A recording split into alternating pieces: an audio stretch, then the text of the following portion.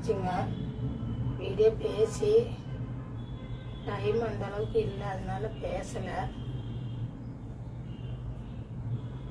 முருகன்கிட்ட ஒரு வேண்டுதல் வச்சுருக்காங்க. ஒருத்தர் வந்து ஒரு குறைய சொல்லிட்டு நம்மகிட்ட போயிருக்காங்க, ஒரு கஷ்டத்தை சொல்லிட்டு. அதை நினச்சி இன்னைக்கு முருகனுக்கு பூஜை பண்ணி அலங்காரம் பண்ணுறாங்க. அவங்க எந்த குறையும் இல்லாமல் அவங்க நாட்டை போல் எல்லா மக்களையும் போல் அவங்க நல்லா இருக்கணுங்க. அதை நினச்சி தான் இன்னைக்கு முருகனுக்கு அபிஷேகமும் அலங்காரம் அபிஷேகம் பண்ணதை காமிக்கலைங்கம்மா.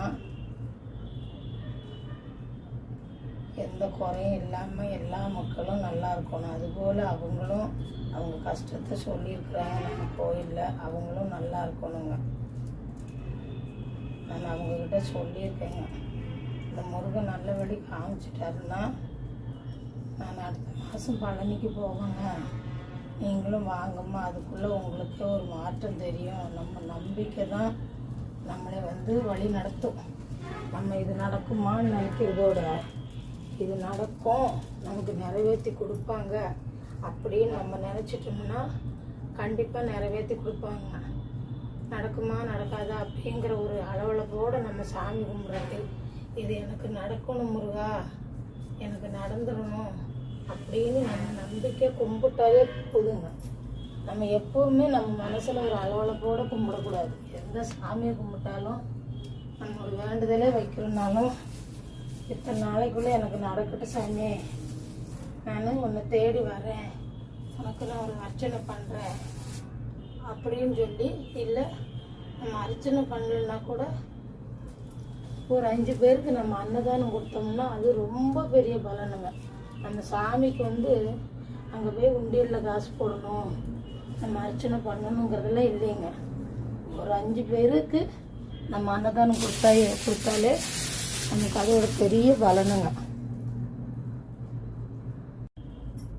நம்ம வந்து போய் உண்டியல்லையோ அப்படி இப்படி நம்ம போட்டு நம்ம ஒரு காரியம் பண்ணுறதுக்கு போய் அந்த முருக கடவுள்கிட்ட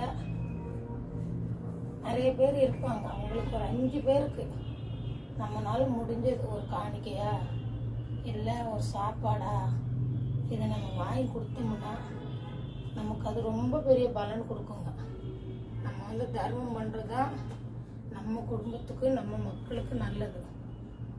தானத்திலே சிறந்த தானம் அன்னதானம்னு சொல்லுவாங்க. அதனால அந்த அன்னதானம் நம்ம பண்ணுறதுனால நம்ம குடும்பத்துக்கும் நம்மளை சேர்ந்தவங்களுக்கும் அது ரொம்ப நல்லதுங்கம்மா. இன்னைக்கு வந்து அவங்க சொன்னதுனால அவங்களும் நாட்டு மக்களை போல் நாடு நல்லா இருக்கிற மாதிரி அவங்க வீடும் நல்லா இருக்கணும், அவங்களும் நினச்ச காரியம் அவங்களுக்கும் நடக்கணும். யாருக்கும் அந்த முறையில் எந்த கஷ்டத்தையும் கொடுக்கக்கூடாது.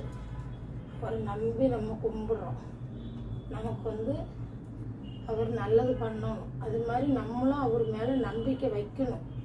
இது நடந்துருமா முருகா, எனக்கு நடக்காதா அப்படின்னு நினைக்கிறதோட எனக்கு நடக்கும் முருகா, நீ நடத்தி கொடுக்கணும் அப்படின்னு நம்ம நினைக்கணுங்க.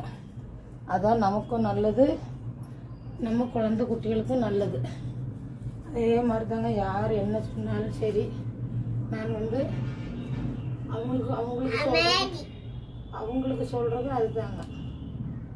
நம்ம வந்து நம்பிக்கை வச்சு கும்பிடுவோம், நமக்கு நல்லது நடக்கும் அப்படின்னு நினச்சி தாங்க நம்ம கும்பிடணும். ஒவ்வொருத்தர் என்ன நினைப்பாங்க அப்படின்னா, நமக்காகவே நம்ம செய்கிறதுக்கு நேரம் இல்லையே, நம்ம ஏன் ஒருத்தர் சொல்லி அவங்களுக்காக நம்ம கும்பிடணுமா அப்படிங்கிற ஒரு நினைப்பு ஒரு சில பேருக்கு இருப்பாங்க. ஏன் எங்கள் இடத்துக்குள்ளே இருக்குது. அதனால யார் வந்து நம்ம இடத்துல வந்து நம்ம சன்னதி வச்சுருக்கோம், இல்லை நம்ம வந்து நல்லா சாமி கும்பிட்றோம், நம்மக்கிட்ட வந்து ஒருத்தர் குறைய சொல்கிறாங்க அப்படின்னா அவங்க மனசுக்குள்ள வர்ற மாதிரி உங்களுக்கு நல்லது தான் நடக்குமா, நீங்கள் நம்பி கூப்பிடுங்க, நல்லதே நடக்கும், அந்த கடவுள் நல்லது தான் பண்ணுவார் அப்படின்னு சொல்லி தாங்க நம்ம ஒரு ஆறுதல் சொல்லணும். நம்ம அதையெல்லாம் விட்டுட்டு நம்ம ஏன் அவங்களுக்காக நினைக்கிறோம் அப்படின்னு இல்லாமல் இது வரைக்கும் சரி எத்தனையோ பேர் எத்தனையோ கஷ்டத்தை சொல்லிட்டு வந்திருக்கிறாங்க. நானும் அதுக்கு கண்டிப்பாக உங்களுக்கு நல்லது நடக்கும், அந்த ஆண்டவன் நல்லது தான் பண்ணுவான் அப்படின்னு தான் சொல்லியிருக்காங்க.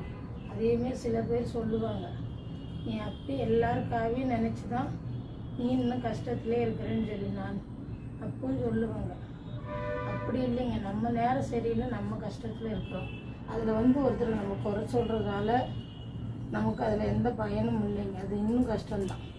அது நம்ம ஒருத்தர் பாருங்க பூவே ஒழுகுது. நம்ம யாருக்காகவும் எதுக்காகவும் நினைக்காம நம்மளை நாடி வர்றவங்கள அவங்களுக்கு நல்லது நடக்கும்னு நினச்சிட்டோம் அப்படின்னா நம்ம குழந்தை குட்டிக்கு நம்ம நினச்சி கும்பிட வேண்டியதே இல்லைங்க. நம்ம குழந்தை குட்டிக்கு அது நல்லதாக அமைஞ்சிடும். அதனால் யாருக்கு எந்த ஒரு இதுவும் நினைக்க வேண்டாங்கம்மா. அவங்களுக்கும் நல்லா இருக்கணும், நம்ம பிள்ளை குட்டி நல்லா இருக்கணும்னு மட்டும்தான் நம்ம நினைக்கணும், தவிர வேறு எதையுமே நம்ம நினைக்கவே கூடாதுங்க. ஒருத்தருக்கு நல்லதுக்குன்னு நினச்சாலே நம்ம குடும்பம் நல்லாயிருக்கும். அந்த ஒரு நினைப்பில் தான் இன்னும் வரைக்கும் நான் என்னோட இதில் 4 பேருக்கு சொல்கிறது அதுதான். யாருக்கும் எந்த கஷ்டத்தையும் கொடுக்காத முருகா, எல்லா மக்களும் நல்லா இருக்கணும், எல்லா மக்களும் நல்லா இருந்தால் மட்டும்தான் நம்மளை தேடியும் 4 பேர் வருவாங்க, அந்த சன்னதியை தேடியும் 4 பேர் போவாங்க. அதனால் யாருக்கும் எந்த கஷ்டத்தையும் அந்த முருகன் கொடுக்கக்கூடாது. அதே மாதிரி அந்த குடும்பமும் 4 பேர் மாதிரி நல்லா இருக்கணும், அவங்களும் முன்னுக்கு வரணும், அவங்களுக்கு அந்த கஷ்டம் தீர்ந்து இந்த வருஷத்தில் அவங்களும் நல்லா இருக்கணுங்க. அதுதான் என்னோட ஆசை. அவங்கள நம்பி குடும்பம் இருக்குது, குழந்தை குட்டிங்க இருக்குது. நல்லா இருந்தால் மட்டும்தான் அவங்க குழந்தை குட்டியும் அவங்க பார்க்க முடியும். அதனால அவங்களும் நல்லா இருக்கணும். கோயில் வீடியோ சாமி வரையும் கும்பிடுறதெல்லாம் அதனால பேசுகிறதுக்கு டைம் இல்லைம்மா, கொஞ்சம் உடம்புக்கும் நல்லா இல்லாதனால பேச முடியல. இன்றைக்கி நான் முருகனுக்கு பண்ணியிருக்க அலங்காரம், இந்த பூஜை இதெல்லாம் உங்களுக்கு பிடிச்சிருந்தா அப்படின்னா மறக்காமல் லைக் பண்ணுங்கள். வணக்கங்கம்மா.